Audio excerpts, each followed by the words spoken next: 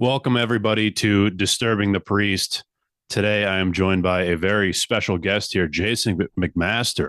Dangerous Toys, Watchtower, Broken Teeth, Evil United. So many great projects under his belt. I'm happy for him to join me today on the podcast. Jason, how are you doing? I'm well. Thanks for having me. Yeah. Glad to get invited roundabout with mutual friends. Yeah, for sure. And I love your podcast too, Talk Louder. You've had some great guests. We've had some mutual guests as well, and great stuff also. I'm a big fan of your Thanks. show. And I got to see you guys recently in Rhode Island. Roger's a good Oh, friend of mine of All Sinners, Purchase Street Records. And yeah, you know what? I was so happy to see how good you guys were because you never know. You yeah. never know. I And I haven't seen any 100%. footage.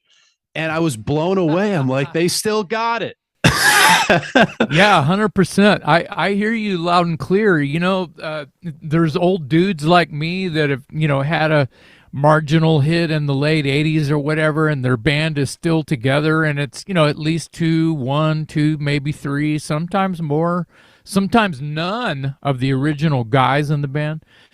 And they're making new records, and the records are just weird. They're not, it's like they're making new music. Bless their hearts for just, I mean, because it's what you do. You're a creator. You need to create.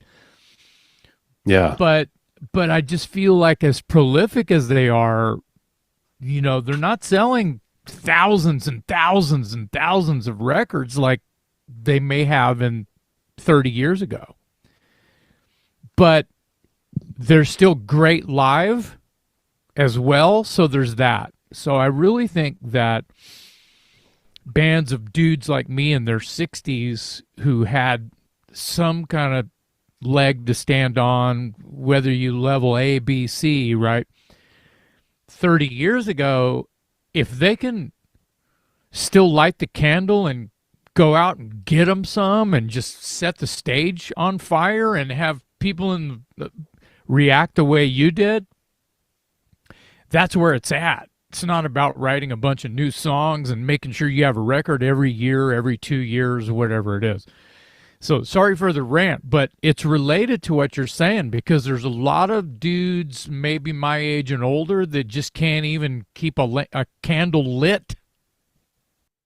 Yeah. This is the Yeah. place to rant. So you're in the right spot.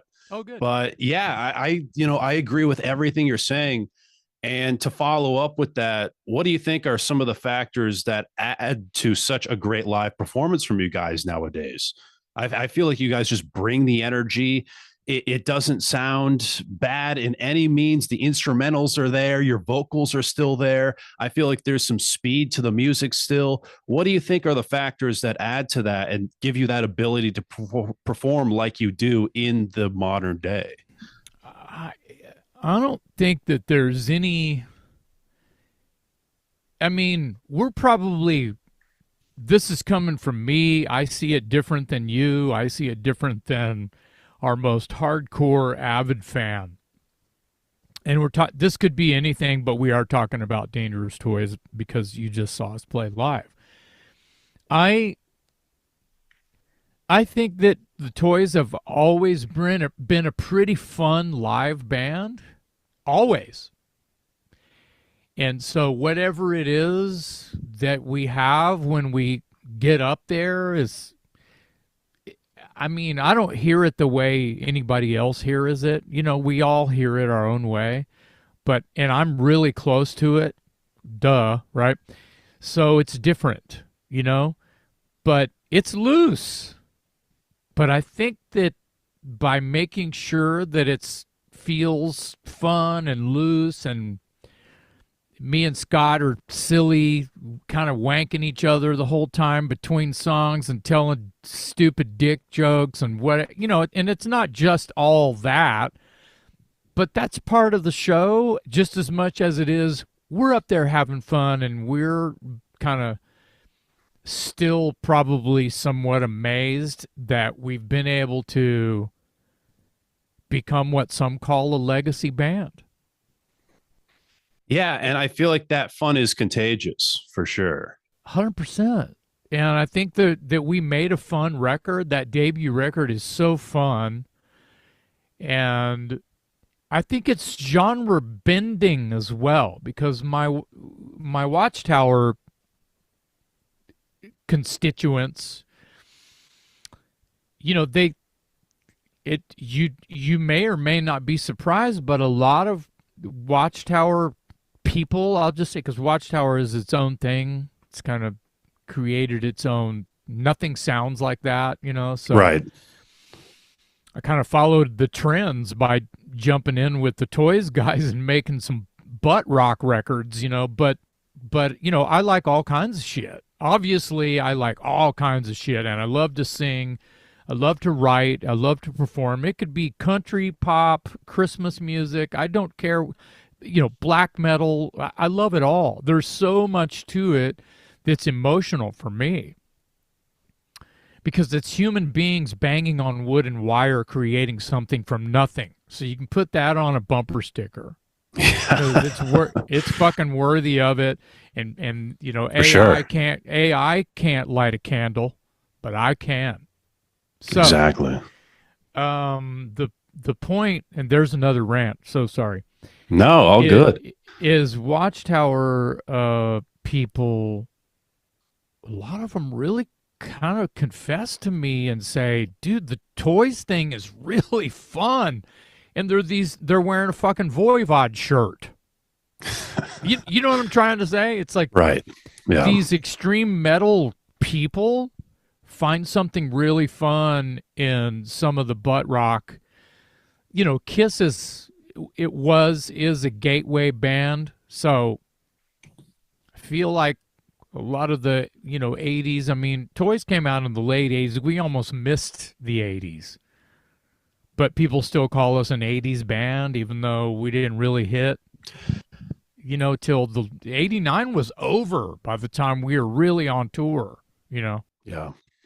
Yeah, totally. And it's just so cool because, yeah, like I wouldn't call myself really a glam guy. I definitely am a major fan of thrash. I love Watchtower, but the Awesome. Toys are excellent too. And it's something where I feel like there is a lot of crossover there.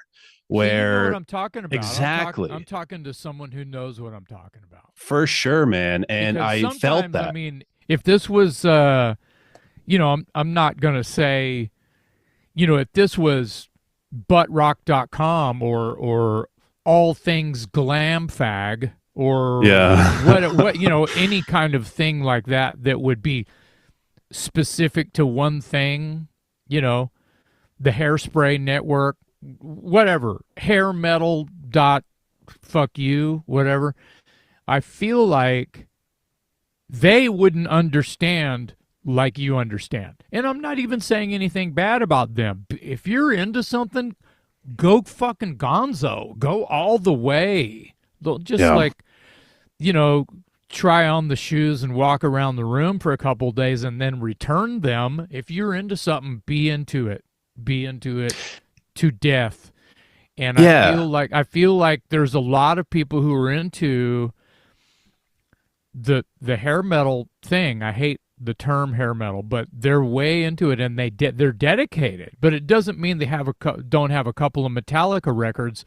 But if you're a big fan of thrash and then you throw Watchtower in there, you've kind of gone beyond what I'm kind of talking about. So, but not everybody is going to see it the way you're seeing it. So kudos to you. Yeah, well, it just feels so genuine. You know what I mean? It's not like Hellacious Acres is just all ballads. Like it comes off that you guys like making music, and it's like, all right, we got the audience, we got the girls. Let's just do like power ballads now.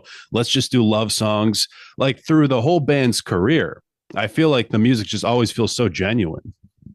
And it's cool, like listening to these demos as well, you know, to tie it to the new release. Yeah. Where it's like, wow, even in the chamber, you guys just still have amazing music, you know? And I'd love to get into kind of the process of Demolition. How did you go about choosing like which demos you wanted to include on the record? I love the question. There's a lot of tunes that kind of sucked. I, I'm telling the We're fucking not. truth. Are we going to get the worst of Dangerous Toys album at some Yeah, point? yeah, that's a really good idea. Like, here's the songs we never wanted you to ever fucking Yeah. hear, and I can't believe we even finished writing the tune and pressed record on the 4-track. Yeah. You know what I mean? Uh huh. There's a few. There. I don't know if there's. Thank God there's. There, in our opinion, maybe we have to draw the line and say, okay, well, we thank God we don't have enough of the worst songs that we've ever written as a band. You know. Yeah. I mean, I'll take the hit. I've written some terrible lyrics and some terrible songs, and you have to write terrible so you can compare it to something that you go, oh, that ain't half bad. I could sleep tonight knowing that I wrote that one. You know. Yeah.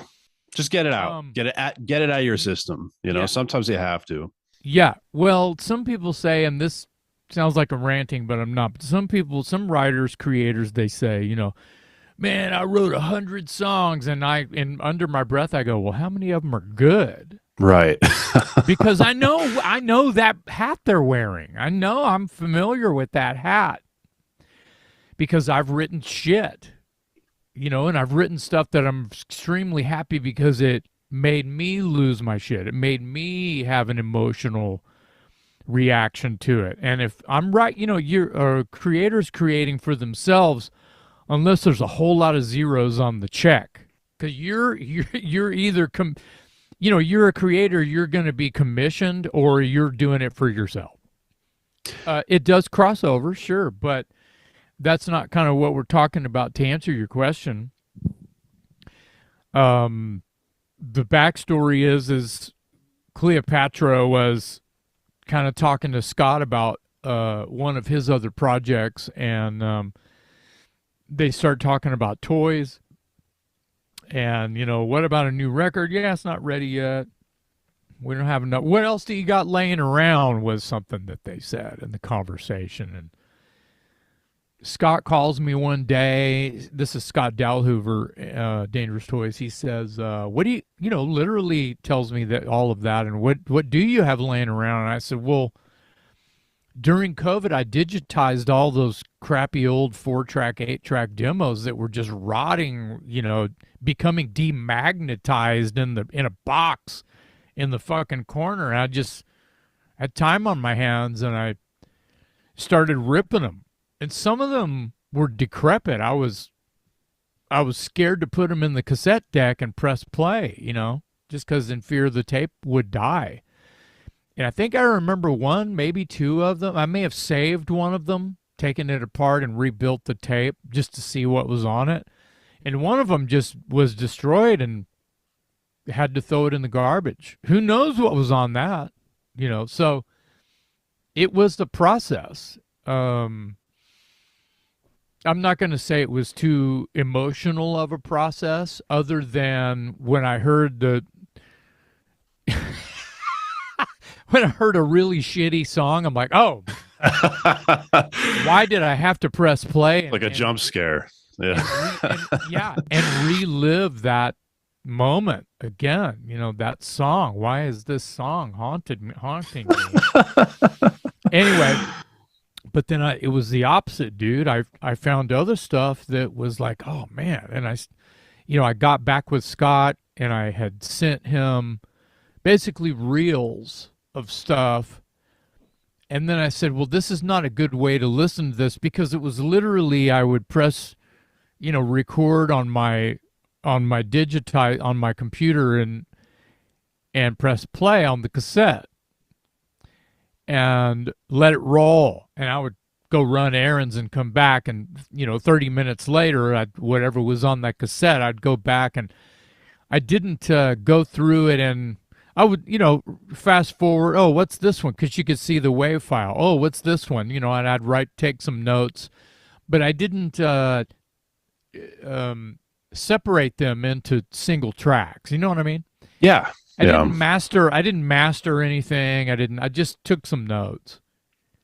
Interesting. And when we started to you know, when all of this came up, it was then time for me to go to work, and I went in there and I separated everything and started taking notes on what was what, and some of it, the tape was warbly. You can hear it on Demolition. You can hear some of the songs. You can hear the tape freaking out.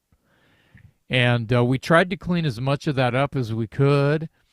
We tried to, if there was a like a turn in the song, like just a little interim between first chorus and second verse that was fucked up, we would find that riff somewhere else and just build it, just stick it in there, and that helped a lot. But we only did that like twice and just kind of let it go, warts and all.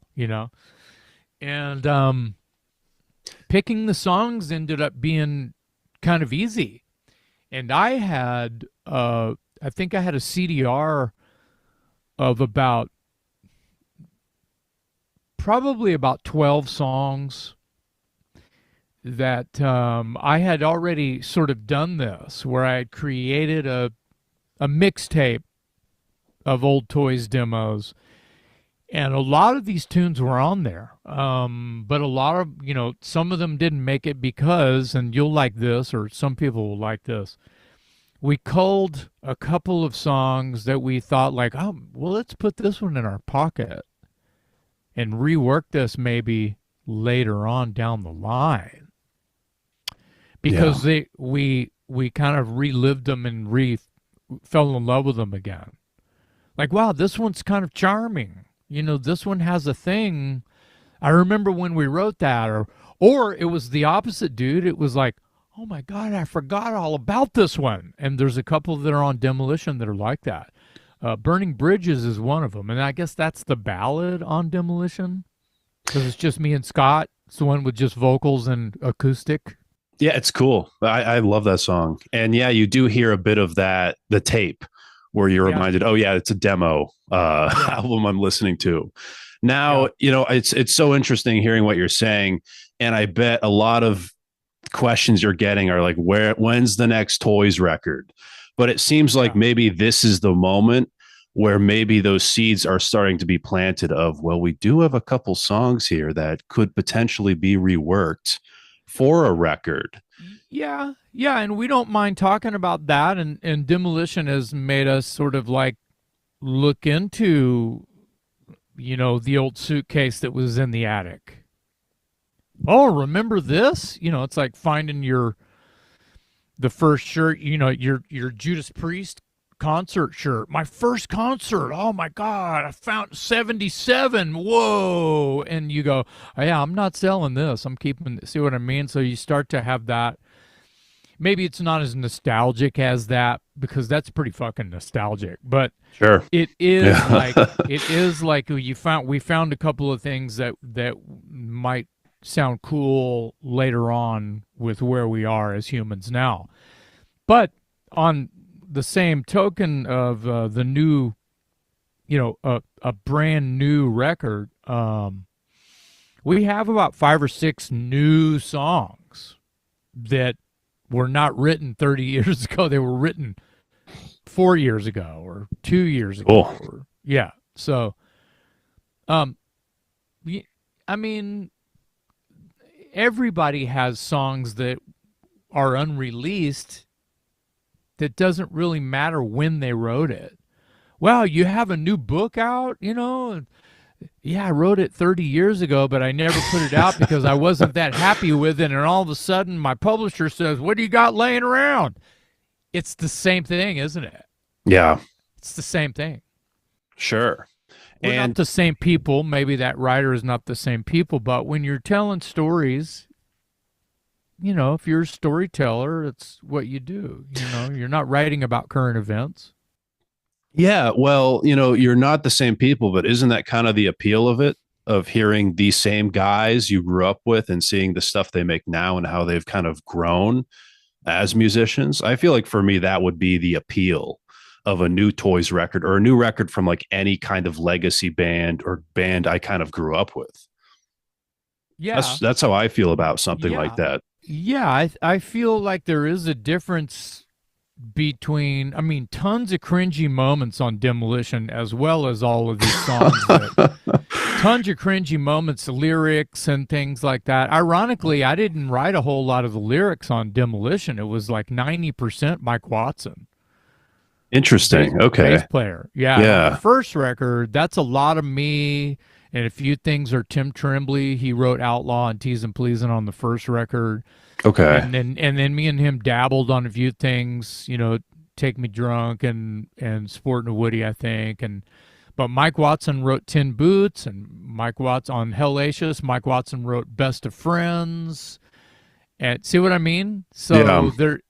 I've been extremely lucky to kind of learn how to do it, how to write this kind of rock lyric from the guys in Dangerous Toys, whether they're still in the band, whether they were OG before me, or whatever it was. Set the pace and the theme, Outlaw and Gunfight. I mean, Gunfighter, I'm trying to write a new Outlaw. When you think Gunfighter on Hellacious Acres, Yeah. I'm trying to Yeah. write a new Outlaw. Right. And when you think, there's all kinds of stuff. But, the lyrics on, like, say, the new unreleased, like, written in the 2000s Uh-huh. and not the 90s, like Demolition was written. Yep. Yeah. The difference is there's not shubida mamada, baby, baby, baby, grab my crotch kind of Yep. butt rock, right? It's a little bit, it's a little bit more literally intent to be a better lyricist that you would hope that you have turned into after you the cringy things that I just mentioned that might have been on. I mean, now's as good a time as any to say I didn't write like anything that I ever wrote until I was 30. Well, I was 22 when the first record came out. I wasn't happy with any lyric I ever fucking wrote till I was like 30 fucking years old. Wow. So it's weird, right? But Yeah. I can say that and go, oh yeah, okay, wow. And I think that all of this, even though people love the Shubin and Mamada baby, shake my ass, grab my crotch, rub the microphone up my ass, kind of, it's a fucking joke, and it's fun, and we're not taking ourselves too serious. I've got other bands where I'm way serious, and even then, get off the high horse. There's bands that just take themselves way. Do you think Cannibal Corpse takes themselves seriously? With a song like Come Blood, I find that hard to believe they do take themselves super seriously. Yeah. Covered in sores. You know what? They're having all the fun. Yeah. You know what I mean? They're having so much fun. And I think that it's easy to forget that. Yeah, well, it comes off that way, like going back to what I was saying earlier, and I'd love to get into this. We're talking about some of the early Toys days. Yeah. It was Columbia you were originally signed to, right? Now it all happened so fast with you guys. Yeah. Now, how did you maintain like a healthy-ish headspace during that? Because there's other bands who get other like opportunities similar to those and just fully like lose themselves in every element you can imagine, with drugs, partying, all that. And that a lot of those guys end up losing their careers or dying. How did you maintain surviving through such an adrenaline and potentially like ego boost during something like that? Well, I think that it's the way that you were kind of raised. Pretty simple. And if you wanted to just go run amok and go crazy and blow all the money on stupid shit, and the money it's budgeted by your management team to be for rent a car because you're not at home while you're working, recording, shooting a video, whatever it is. So you got to manage yourself a little bit. this money is for the studio. We're letting the producer help budget this money as well. Sometimes the producer is the one that's blowing all the money because it's the producer showing up with booze and drugs to the studio. And it's like, I see you every day at the studio. How are you making the money that's frivolous spending money? How is that? That's my money that they're spending, right? That's supposed to be for. Yeah, and the record is kind of on their shoulders at the same time, Right. where it's like, so Yeah. what is your responsibility here? Could I Now, trust you? none of that ever happened to us is the point. I'm not, I'm just creating the situationals. Exactly. Yeah. Just like you did with, how did you not just take the check and go to Mexico? Because you're not wrong. There's stories of bands doing that because they just think, oh, there's going to be another check, right? No, you have to make you're working for the man because you just borrowed this money. When you're that young, you learn the word recoupable really fast. And let me get this straight. You're going to give me a bunch of money. I'll go, and the manager's going, yeah, but look throughout on every page the word recoupable. Just Webster's dictionary. Go ahead, look it up. So this is a bank you're borrowing money from. You got to sell records. You're starting a business with a loan that you have to pay back. Is the plan that a lot of people don't realize. So we had management that we trusted, and I'm glad that we did. And, I'm sure that they made some money, and, we got to keep some, and there was a bunch of middlemen, and they made some too, and it was a good short run. It's hard to be prolific and have longevity unless you have just this huge hit the first time out, like a Bon Jovi or something, Sure. Yeah. And I feel like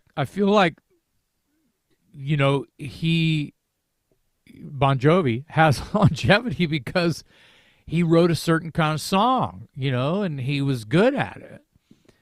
And the kind of thing that we're doing, where it's crude and rude and it's a lot dirtier than that. And, you're not going to make me write a Bon Jovi song all of a sudden. Mm-hmm. So I feel like that trend of just whatever, cock rock that we are,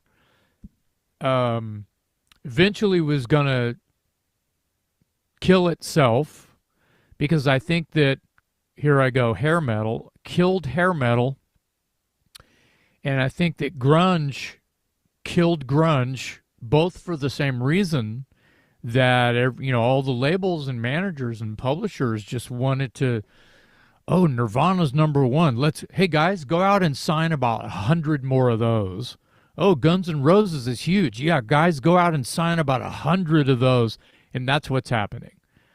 So it's not rinse and repeat. It's just repeat, repeat, repeat, repeat. And I feel like a lot of us were different enough because, Guns is like Stones and Aerosmith and AC/DC, and they're kind of metal sometimes. And, they were genre bending. And like Metallica now is genre bending. And Definitely. That's what the Black Album was kind of genre bending. They finally found their Sabbath and their AC/DC all rolled into one. Sad But True is Sabbath and Alice in Chains and Back in Black all in one song. And they figured that shit out. It's like Rush and Moving Pictures. Okay, we're this crazy prog band, but look, we're on the radio. They straddled the line. They became songwriters that were able to figure out how to have respect. Yeah, they really did find it. And feed their families sure. At the same time. Not Definitely. that was something that they were worried about. I mean, I could talk about Rush for 2 days when you think about, they were about to lose their record deal come to 21 12 years, 76, right, or whatever. Label's like, we want you to sound like Bad Company. Nope, not gonna happen. So let's just go nuts. So if this is our last hurrah, let's write the craziest shit we can write. And then it was a hit. Yeah. They figured it out. And then they realized as they became older that, oh, well, we're gonna, since we're gonna do this for our whole life, let's figure out how to do this. As we're professional enough now, let's figure it out. But I feel like, back to Earth for a second, a band like the Toys, and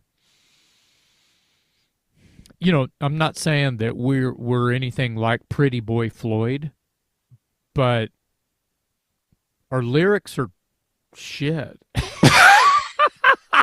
I mean, you know what I mean? Our lyrics are just like porno shit, like tongue-in-cheek porno.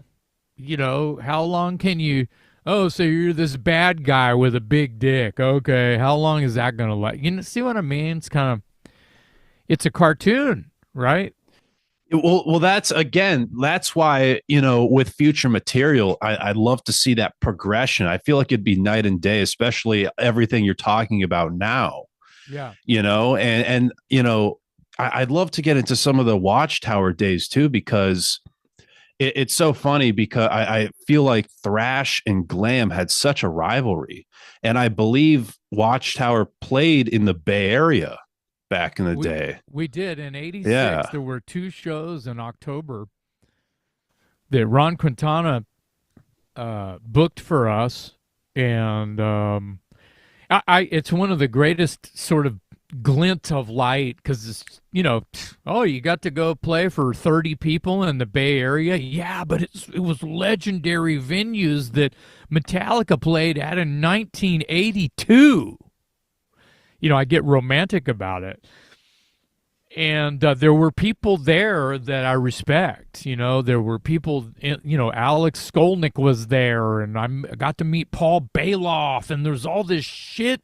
I'm just like, oh my God, oh my God, oh my God, kill me now. I'm happy. And, the gig, it was almost like the actual gigs were secondary to my third eye just being wide open, going, I'm standing where legendary things have happened.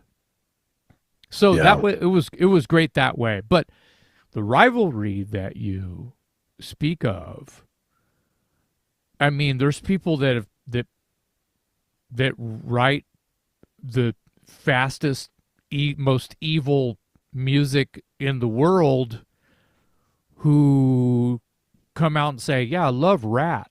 Rat is like my favorite. If I had to pick one of those bands, early Metal Blade bands, that Rat was fucking cool." I hear, I'm not going to say any names. I don't want to put words in anyone's mouth, but I've heard some thrash metal gods say, "Oh yeah, man," and they love all that guitar playing, and some of the riffs they're fucking heavy. And I feel like we sort of had that. The Toys had that a little bit. For sure, and, yeah. I mean, I feel like sometimes when someone was reviewing our record back in the day, not recent, the first couple records, they were going, "Oh yeah, I hear a little bit of maybe Lynch and DeMartini and Scott's playing, but I hear a lot of Van Halen and Randy Rhoads too, and I hear these guys like punk rock and Black Sabbath, but they love ZZ Top and Foghat and Aerosmith too." Yeah. Yeah. And all of that just in a blender is pretty much what we are. And we're not hiding it. We write like that. We talk like that. So we're just not as good at it as Aerosmith was.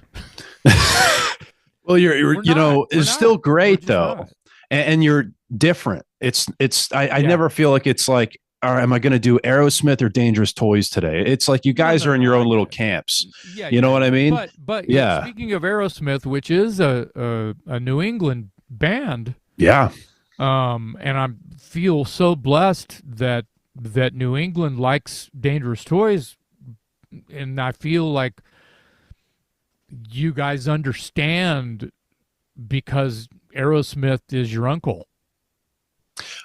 Arguably proto glam Aerosmith. But also much like some of the earliest Brit glam bands, Queen had like songs drop D, and they wrote every kind of fucking song. They wrote pop music, they wrote disco, they wrote metal, they wrote prog rock, they wrote rock opera shit. They wrote any kind of it was fucking nuts. And the Sky, they did whatever they fucking wanted to do, and they had a hit. Aerosmith, kind of the same thing, maybe not as dramatic, a little bit more boogie woogie, right? Which is where the Toys kind of, oh yeah, we like that. The boogie woogie shit is where, what we kind of stole from them. But I love Lord of the Flies and that kind of like real weird, kind of funky back. It's just so trippy, and they're also going digga digga digga digga digga, digga, which is metal as fuck. And then you think about riffs like Combination. Is that from Toys in the Attic? I think that's might be Rocks. Yeah, it might be Rocks. Dude, that is. Oh my God! So good. What planet are you from? I know, so good. But it's fucking metal. Yeah, it's proto metal, and this is in it's mid 70s, and so yeah, that's kind of where we were all coming from. So yeah. Back to where your train of thought and Watchtower and even thrash and glam, which is kind of a dirty word because it doesn't mean the same thing. People say glam rock and they think you're talking about Poison, and I say no, I'm talking about the Sweet and Slade and early Queen and David Bowie and old Elton John. That's what I'm talking about. Interesting, because I've heard people say hair metal is not the appropriate term. It should be called glam metal. You think they're two totally different things. Well, I love the argument, not because I like to argue. It's mainly because hair metal is like grunge. It's all rock and roll. So someone just came up with the word grunge because they were trying to describe basically the same person that called emo, probably said the word grunge and thought it was the greatest explanation for a new wave of rock music for an era, But I think that hair metal, that's like, is AC/DC a hair metal band? Because I hear the same person say AC/DC and when they're talking about other, Warrant or whatever, that, whether Warrant's a hair metal band or not, I'm not going to argue with anyone. I'm going to say you're lumping everybody into this thing, and there is some argument there because you're also calling Twisted Sister a hair metal band. Yeah, and that's true. They're not really a hair metal band. Yeah, it's tough because it gets to the point where you're just splitting hairs. And it's on this record, no pun intended. Thanks for catching that. But it's like, thank you for catching that. But it's not. It's like, on this song they sounded like this, so they're this subgenre of metal. So you can technically call them that. It gets kind of ridiculous. Where I think, kind of in a way, your taste of music was kind of ahead of its time. Where you have the Baylofts, you have the thrash scene where it's thrash or die. Where nowadays you talk to like any metalhead in their 20s, and it's like, yeah, glam's cool, yeah, hair's cool, doom's cool, death's cool, thrash is cool, and they're all great. Where instead it was like these strict camps. And I feel like your transition from like Watchtower to Dangerous Toys and all your other projects, which reflect all these different styles, it's like, it's just so cool to hear. And it works so well because you love to pull from so much. It's true. A little backstory: when I started working with the Watchtower guys, and we're all very young. I mean, we're in our final years of high school. And, those guys, I said, what about punk rock? You guys like punk? We're just getting to know each other kind of thing. And they're like, oh, those guys can't play their instruments. And then I played them Fear and Circle Jerks. And those guys are like jazz musicians playing hardcore. And so they learned something that day. And that may be the only thing they ever learned from me, but because those guys are brains. I'm talking about Rick, Doug, and Billy, the original lineup. Of course. And they learned a lot that day, and some walls came down, and they understood. But I also learned that they just didn't sit around listening to Mahavishnu Orchestra, UK, and Rush, and King Crimson and Genesis and whatever, right? I know that they just didn't sit around and listen to that either. They liked Madonna and Oingo Boingo, and you know what I mean? They liked pop music. They liked 80s pop music. But they also had a really sweet vinyl collection of like underground metal shit of that time. You know what I mean? Now, I bet Rick and Doug never. Doug maybe had a Venom. Maybe Doug had Welcome to Hell, but I know Rick never had a Venom record. But that was all me. And Billy, I think Billy was way into Merciful Fate because there's a prog element. I can hear that for sure. There's a prog element. I mean, people can't get past Geddy Lee's voice, much less King Diamond's voice. And I worship the ground both of those cats walk on as far as singers and creators. Oh, my God. They're not human. The things that they've done over the years, the things that they've created, oh, my God. It's like, what made you think that it was a good idea to sing like Mickey Mouse and have the lyrics be about Satan? Yeah. Because kind of sums it up. Yeah. It's incredible how, you know what I mean? That's what I mean. You can't look past it. Some people definitely. Some people can't look past that. And that's progressive thinking. That's beyond, that's like a vocal coach telling a singer who wants to sing like King Diamond or Geddy Lee or shit, I'll go, even David Lee Roth. It's like, I'm going to take vocal lessons, but look, I'm going to pay you a lot of money, vocal coach, right, whoever you are, and I want you to teach me how to sound and sing exactly like David Lee Roth. Okay, go. But only on the first 2 albums. Okay, go. Tell me how to do that. Yeah, good luck. It's not human. It's not human. Do you see what I'm saying? Yeah, exactly. Yeah, and King Diamond, you'll lose your voice. Like when I saw Merciful Fate last, I couldn't talk for the next 2 days. Because I'm singing along to Satan's Fall and all this stuff, and I'm hearing my voice break as I'm singing it because it's so unhuman sounding, and it's just the falsettos and the height he brings his voice is just insane. I think as a fan, though, when you're at a concert, just to talk about that for 2 seconds, sure, yeah, I can't not say anything because I'm a nerd. But I see your background, yeah. Thank you. You're a Nerds Unite. So you are having an emotional reaction. You're singing along with King Diamond having an emotional reaction. So you're screaming.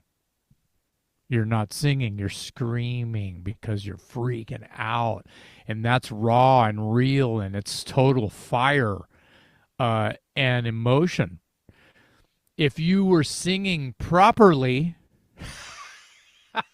which wasn't happening in the crowd, right? But that's who learned, lose your shit because that's what you're there for, right? Lose your shit as many times as you can because I wasn't focusing on my diaphragm. I was I was looking at King Diamond stunned. You know what I mean? I love that. That's better for me. Yeah, I had to just reel it in real quick. It's like Yeah, yeah. you're being a fan right You're now, like, and that's as a great. singer, let me just clear the air real quick. It's like I don't want any singer to hurt themselves. You know what I mean? Don't hurt yourself Yes, yeah. unless you're just there to go, fucking tits up. Just fucking let it rip. Go for Just it. just mentally kill yourself for 2 hours. Sure, that's awesome. You'll recover in a couple days. It's okay. I'll figure it out. Yeah, Yeah. you'll. Oh, that's awesome. But so yeah, I mean, I loved how even when death metal was new, because it was kids just discovering Venom and going, oh fuck, I could probably do that. You know what I mean? Yeah. Like Oh, they're for not sure. very good musicians. I mean, shit. It's punky. Yeah. Yeah. It's rock and roll. It's rock and roll. Venom is a rock and roll Very, band. very. Yeah. Even Sodom. I saw an interview with guitar player for Sodom the other day, and he's got a stack of records, and he's just going through them, telling stories about all these records that he fell in love with and the influence that they had on him, and it was brilliant because he was just telling the truth. And he goes, Sodom took a lot from these bands, and it was a bunch of hardcore bands, and it was a bunch of thrashy noise bands, and it was Venom, and it was things like that. And he goes, Sodom, when I was in the records I made with Sodom, we looked at them when we wrote the songs like rock and roll. Like we're writing the phrasing and everything, we're writing them like a rock and roll band would write a rock and roll song. And it was refreshing to hear an extreme metallurgist such as, right, to talk like that. And it was, I applauded him in my mind. I was just like, fuck, yes. And he wasn't preaching. He was just telling everybody how he felt emotionally about all these records. Well, this ties into my whole story. If it's not, I feel like it's all a language, and you hear a song, or your big brother or a neighborhood kid turns you on to a new band, or which is how I heard everything, because I have three brothers that always had killer record collections, and I had neighborhood friends, and they had older brothers with killer record collections, and some of my brothers didn't have Kiss, but my neighborhood friends had Kiss. My brothers didn't have Elton John, but the babysitter across the street had Elton John. You see what I'm trying to say? So I learned Piece by piece. 1,000%. Yeah. So I got into Elton John because of the babysitter. I got into Kiss because of the neighborhood kid. We went into his big brother's room while he was at school, and he goes, "Have you heard this?" And he holds up Kiss Alive, and I drank the punch. Yeah, I find that there's like almost like a romantic element of how it used to be back in the day when it came to discovering music, of like people and discovering certain bands and genres. Where now it's like with me, it's like when I discovered Black Sabbath, I listened to their entire discography in a week, like because of streaming. You just have it all there. And I feel like every single metal musician or just metal fan nowadays, it's not like, oh, I'm hanging out with the thrash kids, so I'm listening to the thrash stuff. It's just everything. It's just one big melting pot of metal. And I feel like that's just what the landscape is now. Have you heard of a festival down here in Houston called Hell's Heroes? Love Hell's Heroes. I'm meaning to go this year. There's some great bands. Have you been before? I have not. No. Okay. It's a pilgrimage, and the only times that I've been, I've been to perform, and I've never been just as a fan, because I'd be in the audience going, "Fuck, I want to get up and sing a song." Yeah, did Watchtower play last year? If I got year before. Okay, and I was there last year with S.A. Slayer. Got nice. I saw that. Yeah. Yeah, I'm fronting S.A. Slayer now, which is complete has its own story and weird. A lot of history and lore, It's and yeah. weird. Yeah, weirdness because the band hadn't done a gig for 40 years, and then all of a sudden we're on Hell's Heroes, and of course I'm not the singer. I mean, they call me the singer now, but my buddy Steve Cooper, the original singer, passed away in 2006. So everyone's saying, come on, Jason, come on. And I'm like, okay, let's go for Steve. Let's do it. And now it's like a thing, and people still want us to play. And, we're trying to get something together. As far as that goes, we're trying to get something together. Anyway, what I was going to say about Hell's Heroes and something that you mentioned about the lines are not drawn as much anymore. There's less and less and less gatekeeping. And Hell's Heroes is one of those it's a metal festival, but they've got glam shit and metal shit and thrash shit and rock and roll shit. And, they don't have one stage with, okay, here's our butt rock stage and here's our thrash stage and here's our doom stage. They're just mixing it up all week long. And it works. It's a true rock fest. How they used to do it back in the 70s with Texas Jam and California Jam and the US Festival. I mean, they had metal bands and pop bands and new wave bands, which was as bad as grunge or hair metal when you call them new wave, Yeah. But the point is the same. It's a rock fest, and it goes on for days, all day. I mean, Woodstock was not one kind of band. Exactly. It's such a great celebration because it's not just legacy bands. You get bands coming up now. There's some great, like, especially in Houston, an amazing thrash scene. Yes. And it's cool to see some of those bands get on the bill and get some like representation for sure. Yeah. 100%. Yeah. Yeah. Just such a great scene right now. Lot of good things going on. And like I said, Hell's Heroes is a pilgrimage. And not just people from all over Texas, but all over the world. So S.A. Slayer here's an example. S.A. Slayer plays Hell's Heroes, and then a month later we're at Keep It True in Germany. Some of the same people are there. That's awesome. Like, wait, what? Didn't I just see you a few weeks ago in Houston? Yeah, man. Came to see you again.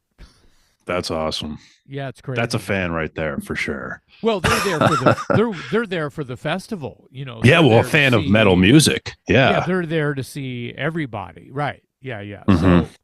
So, it just goes to show it's for lifers. It's not really a trend. Yeah, and let's keep this going.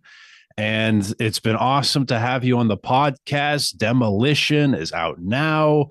It's just such a pleasure talking to you and talking metal, talking about your history. So thanks again for being on the show, man. Of course. Good hang, man. And just before we end things off here, what's the general future for you and your music and your many projects look like? And how could people stay in touch with that?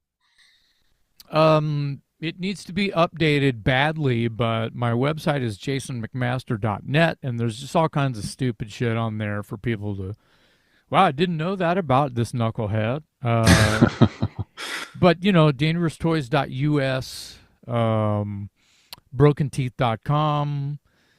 I'll go through some of my catalog here that I feel like since it's not really a working live band, and might even be out of print, they can still listen to it on streaming. And I have a new record out that is current by a project that I collaborated with Jack Frost, who was in Savatage.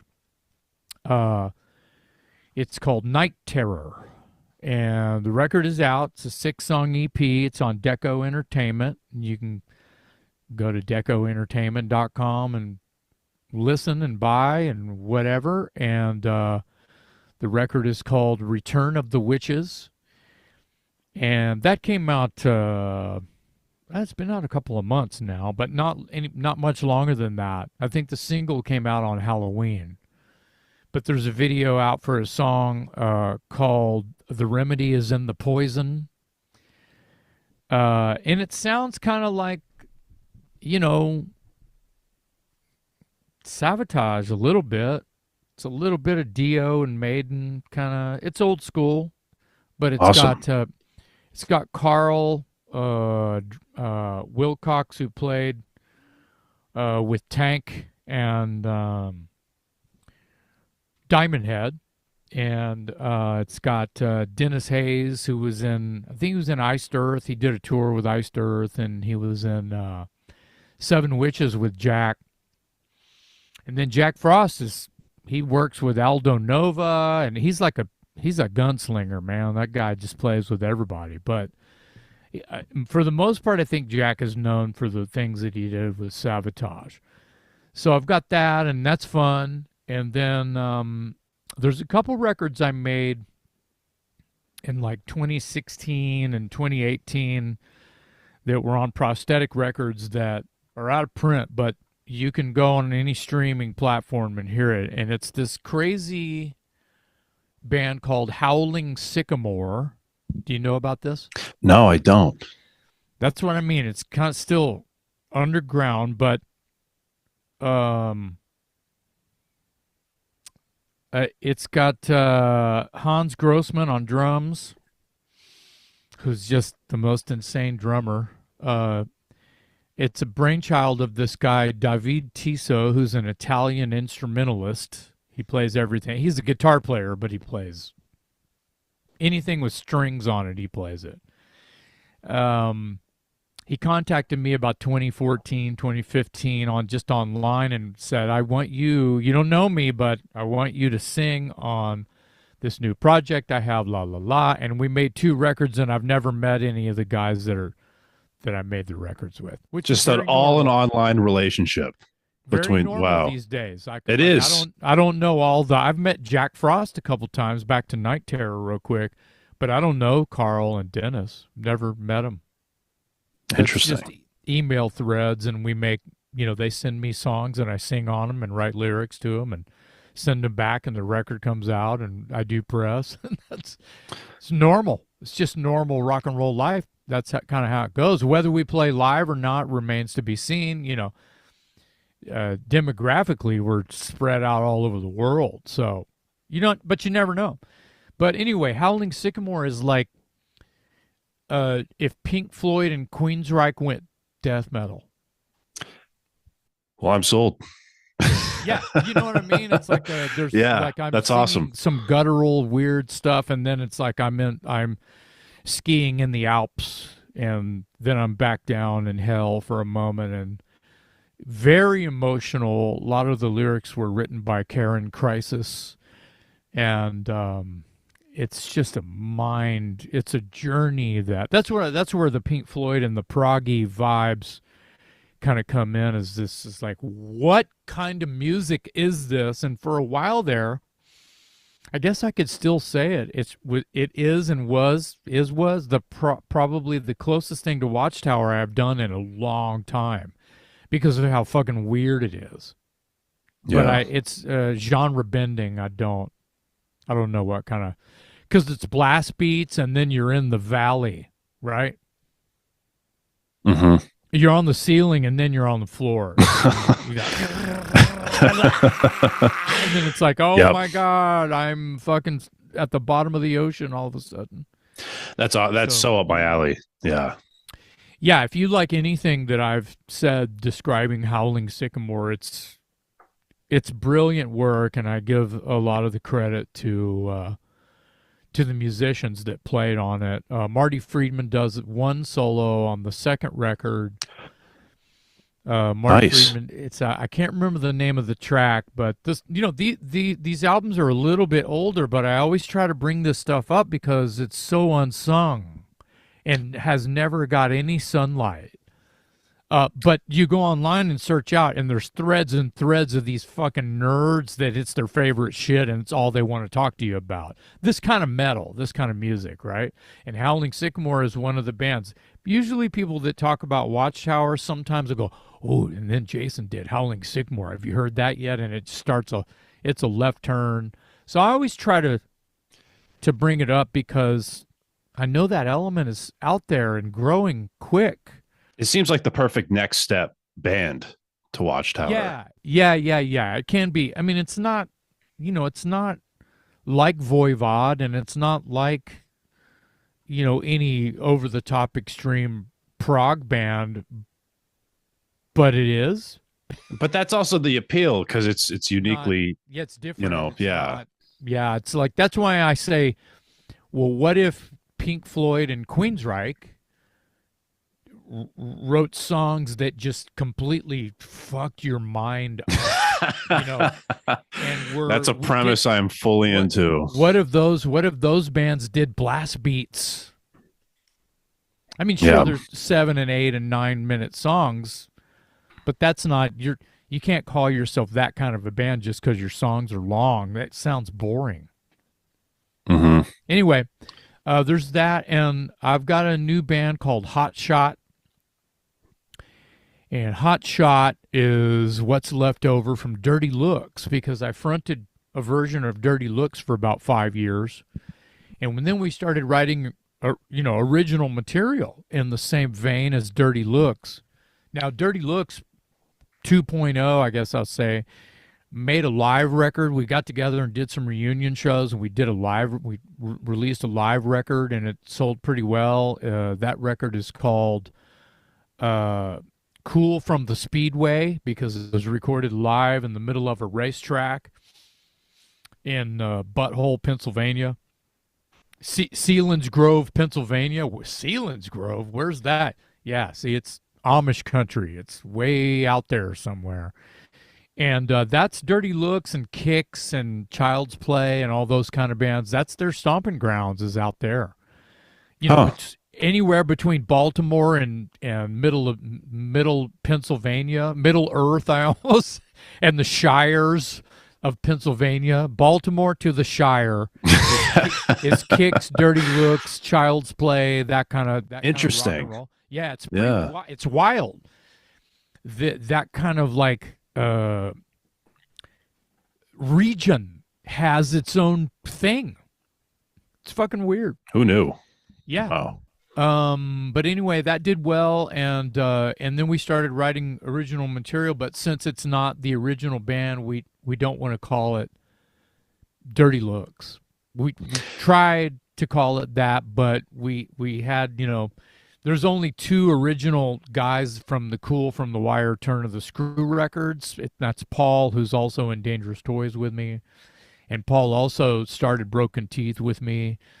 So he's one of my longest term songwriting partners.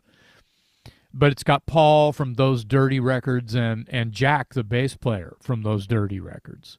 So Hot Shot, and we're writing a full length right now. There's 2 songs on the streamings. Yep. Good stuff. The streaming services, the platforms. One is called Catwalk, and one is called Digging for Diamonds. So that's out, and looking forward to that. And I'm also writing this kind of like, if it was 1977 and you were at the skating rink, the music that they would play. It's a cross between Elton John, Alice Cooper, Billy Joel, ELO, The Sweet, and John Denver. And what is this going to be under? Is this like an untitled? I don't know if that's the question, because I've got 4 songs written, and I'm trying to make a full record of this. I want to give it a full go. But I play this shit for people, and they're like, what the fuck is going on right now? I'm intrigued. Like, yeah. Yeah. Yeah. I'm so happy, and I'm collaborating. A couple of the tunes I've written on my own, but a couple of them I've joyously and gloriously collaborated with friends of mine. And looking forward to more collaborative efforts in that vein of, I don't want to call it yacht rock, because it's not. It's more like the most badass 70s AM radio gold. time travel, right? Kind of photo album at your grandma's house. Got Look it. at that. That was when he wore a Kiss t-shirt to school every day. Oh, man, my mom dropped us off at the Alice Cooper concert. That was awesome. Yeah, BTO was the opening band, just whatever. Yes, yeah. Whatever. Yeah. That whole, like, third eye, that's the kind of lyrics I'm trying to write. That you see what I mean? Like I see what you mean, and it's just I love it. I love it. Like this: the cat's in the cradle with the silver spoon. The fuck? Yeah. So that's where it's all going. Year of the Cat by Al Cooper. All that. Yes. All of that. I'm trying to put in a bottle and drink it. Yeah, and it's a great description. This is the record I'm trying to make. I don't know if it's going to be a solo album. I don't know if I'm going to come up with some silly band name. Jason and Friends. I don't fucking know, dude. I don't know. McMasters or something. Yeah. McMaster and Commander. There you go. I don't know. Yeah. McMaster. It seems like you've thought of that name before. Yeah, well, it's easy to rhyme with my last name. That is true. Yeah. How do you manage all this stuff? You're juggling so much. I'm crazy. You know that usually is the answer. But honestly, that makes some of the best musicians, I think. I need to talk to my doctor and say, is there a pill for this? But they might say, well, you wouldn't be that if you took the pill. Yeah, and then it's going to shut your creative juices off. Keep them going. Yeah. Do I want to stay insane so I can just like vomit all this shit out and just wait a few more years before I take the pill? The chill pill, right? Keep going. I say keep going. Yeah. Let's create as many bands as you want. I'm here. A lot of great projects. Everything I've heard from you has been just fantastic. I'm excited for these new projects. I'm having a lot of fun, and I'm. It seems like it. I'm writing songs with people I respect, and I hope I'm so lucky they put up with me, Well, it was a pleasure putting up with you today. Great meeting you. Just such a great hang, such a great conversation with you. Thanks, man. I appreciate that. I'm Brandon Battick, and this has been Disturbing the Priest. It's death! I've just seen death!